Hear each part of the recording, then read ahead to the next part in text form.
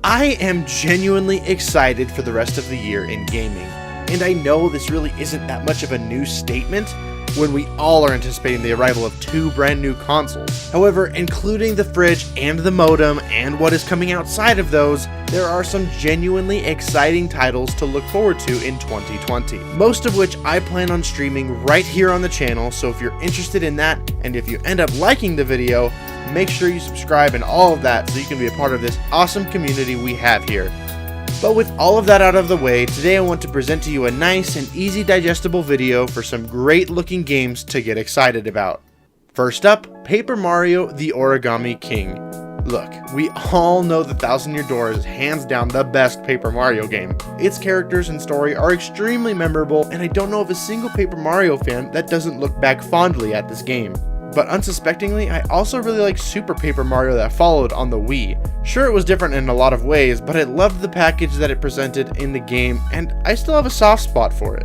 Then we come to a bit of a Wild West timeline where anything goes with Paper Mario, between Mario and Luigi Paper Jam, Sticker Star, and Color Splash, offering very different games from each other, and to mixed reception as well. So fans have been itching for a true return to form for quite some time. But will the Origami King deliver? Well, I guess we'll just have to wait and see. So far, to me, it looks like a really solid game. The combat is something really different, where you spin enemies around on a wheel and try and defeat them as efficiently as possible. Then when you fight a boss, Mario and friends are now the ones being spun around. Well, well, well. How the turntables... It's a really cool concept that I can't wait to get my hands on and try. Overall, I'm pretty excited for Paper Mario. It's just a shame it comes out on the same day as our next game.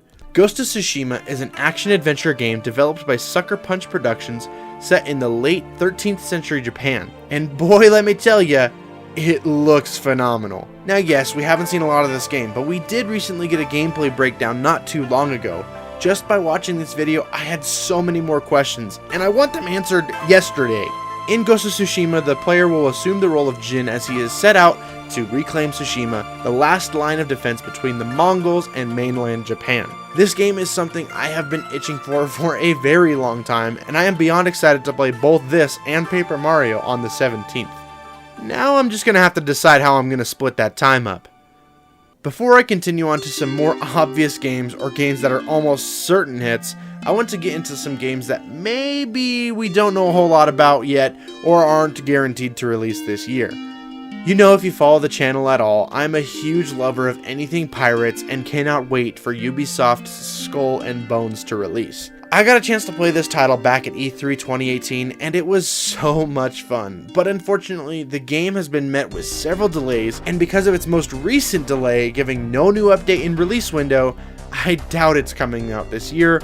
But there is a chance, and if it comes out this year, I'll be there for it if it is.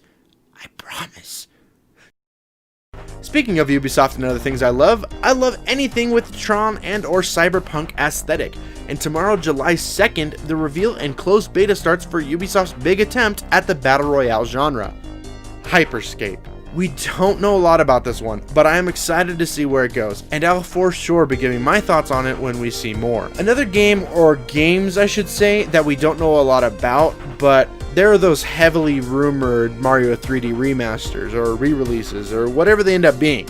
I won't go on about these, as they really could just be rumors, but I will happily pay for Mario 64 for the 10th time like the degenerate I am. So, moving on to some heavy hitters. We got Spider-Man Miles Morales coming out this holiday. Spider-Man on the PS4 was one of the games that finally got me to buckle down and buy a PS4. So naturally I would be excited for the sequel involving Miles as the main character. I loved his character in the comic books, and I loved what they did with him in the first game, and I loved the Into the Spider-Verse movie.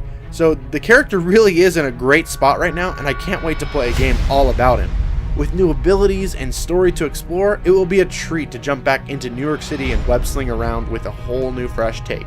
Even though we don't have a concrete date for this title, I am beyond ready for what this game is going to bring to the table. Next up, we got Cyberpunk 2077, a game that has been talked about for years. It's sort of hard to believe we are actually getting our hands on this game this year. And yeah, sure, it's been delayed a few times, but here's hoping this is the time. If you haven't heard about it or you don't know what Cyberpunk 2077 is, it's quite a simple concept. A first-person RPG set in 2077 based on the tabletop RPG Cyberpunk Red and Cyberpunk 2020. The game is developed by CD Projekt Red, the absolute mad lads that brought us the Witcher games. In the game, you will be able to customize your character and make decisions that will affect your character and progress the story in different ways. This game looks like an absolute banger already. But to be fair, I am trying to hype responsibly. But dang, they're making that task hard. Okay, and we're here. You knew this was coming. The big boy, Halo Infinite.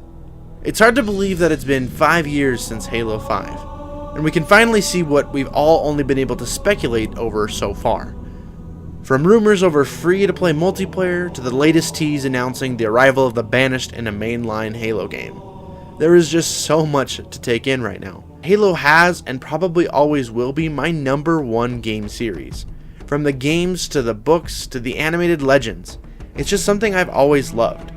And right now, it's a pretty dang good time to be a Halo fan. Everybody is excited over this title. I can feel the electricity in the air.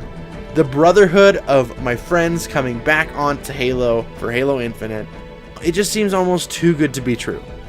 We are getting our big gameplay blowout sometime this month during Xbox's July event, and I just cannot wait for it.